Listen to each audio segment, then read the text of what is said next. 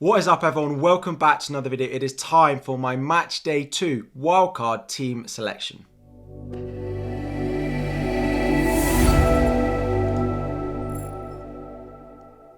What's up, everyone? FPL Harry here, and welcome back to another video. World Cup Fantasy has started. I hope you're enjoying the World Cup. Today is just a quick video to talk you through my match day 2 wildcard and my plans for my team. Before we do, I'm going to address the two elephants in the room, the unlimited budget hack that we've been seeing and people have been recommending over Twitter, including myself, and then the double wildcard that people are planning on doing in match day 2 going into match day 3.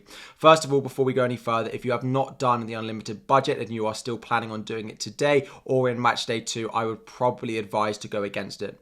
95% of the people doing it are absolutely fine and it has worked fine, but there are a few people who has transferred out the wrong people or aren't able to make subs as a result of it. The rules of how it worked are there if you do still plan on using it, but I would advise, and I will not be doing it again during this tournament unless we get confirmation that it really is working fine later down in the tournament. So if you have been affected, drop in the comments down below and I'll do my best to help you out. But anyone looking to do it today or going into match day 2, I would advise against it.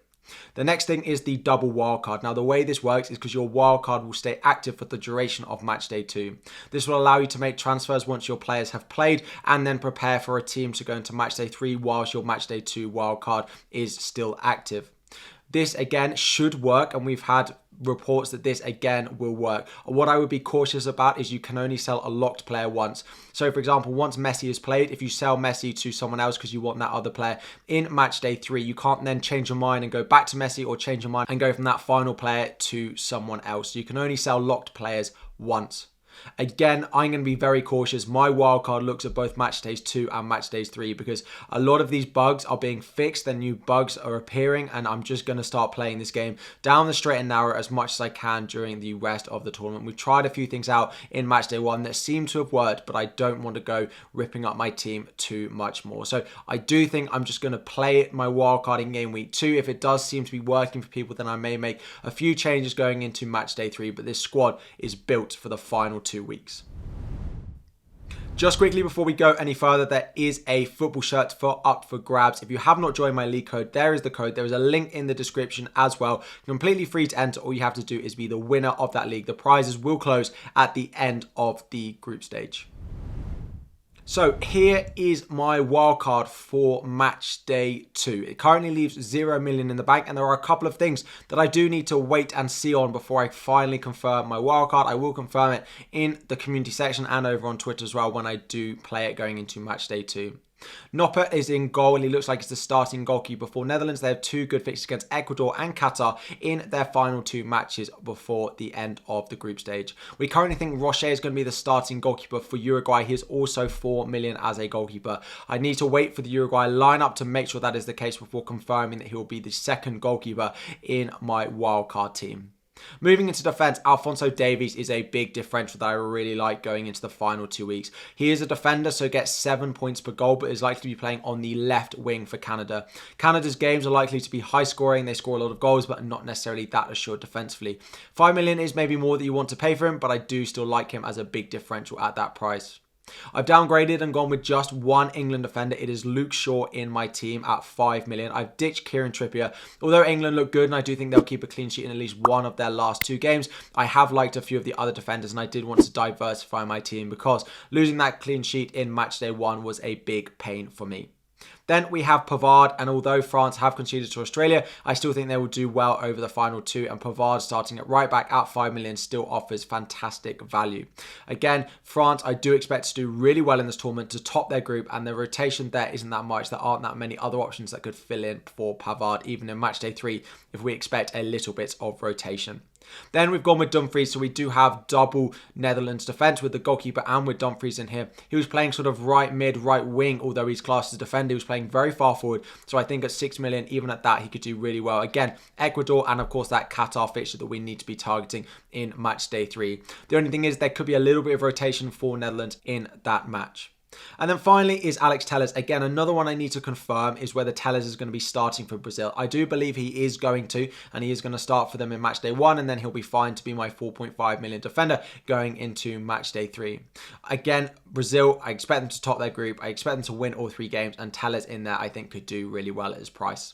Then moving into midfield, I have gone with Di Maria. Now, Argentina and Di Maria did lose to Saudi Arabia in match day 1, but what this means is they now have to win both of their remaining 2 group games if they do want to get out of the group. This means rotation for those final 2 matches is expected to be at a minimum. So with that in mind, I have still got double Argentina attack in Messi and in Di Maria. The 2 main attacking threats, I could have gone Lautaro Martinez in here as well, but I still think Di Maria as that midfield spot. Now they've upped the midfield goals mid-game. They've changed the amount of points a midfielder scores. Again, another issue with this game, up to 7 points. Before we go any further, just let me know in the comments, are you enjoying playing this game? Are you finding it too stressful? Are you enjoying trying different things? How are you finding it? Next, we have Steven Bergwijn. Again, they didn't look that great, Netherlands, in match day 1. They did win 2-0, but the attacking threat wasn't there. But it is 2 good fixtures against Ecuador and against Qatar, which is why I have gone with triple Netherlands in my lineup. Then in midfield, again, we have got Kevin De Bruyne and we've got Leandro Trossard. Again, the 2 Belgians, I need to wait on the Belgium lineup just to make sure that I'm happy that Trossard is going to be starting. There were rumours that Hazard was going to start, but Trossard at 5.5 million could be a fantastic pick for our match day 2 and 3 wildcards. And then finally, we have Khazri as our 4.5. He's going to be playing on the wing. He's quite a nice option. I think he could do well so far this tournament. If we're not sure about him and I do want a stronger option in there, I could downgrade De Bruyne and just go with 2 premiums because I do have 2 premium forwards, and then upgrade Khazri to someone like Christian Pulisic, who did well, although he still has England to play during the group stage. So that is my midfield 5, and up front we have Lionel Messi, we have Richarlison, and we have Neymar. No issues with Messi, no issues with Neymar. Again, I think Brazil will do really well. It is Richarlison. We do think Richarlison is going to be that starting striker for Brazil in match days 1, 2 and 3 throughout the tournament as well. There is a bit of a chance it's Gabriel Jesus, but Richarlison has been given that number 9 shirt for Brazil. But there's not really anything to lead us that it's not going to be Richarlison. At 7.5 million, I think I prefer him to Martinez, although it could be Martinez and I continue with that triple Argentina attack.